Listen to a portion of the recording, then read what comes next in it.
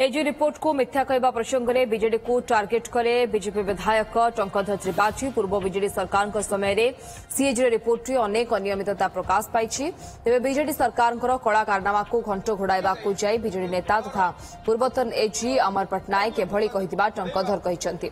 Report प्रकाश पूर्व draft report प्रस्तुत कराई संपृक्त विभाग को प्रदान करार फाइनाल कार्य संपूर्ण होगा पर एजी प्रस्तुत कर फाइनाल रिपोर्ट विधानसभा प्रकाश पाई था।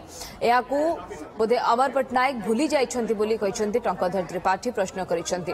तेणु पूर्वतन एजी भावे यह कहवा ग्रहणीय नुहे तेबे ए नै अमर पट्टनायक प्रतिक्रिया मिल पारि नाही।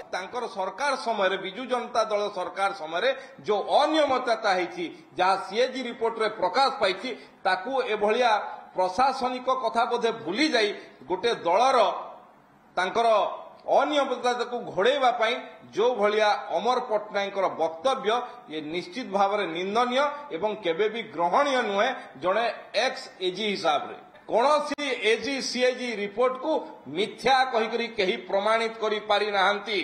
तेणु तांकर जो कला कारनामा को तांकर सरकार घोड़ाइवा एते निम्न स्तर को जीवा अमर पट्टनायक केबे भी ये ग्रहणीय नुहे।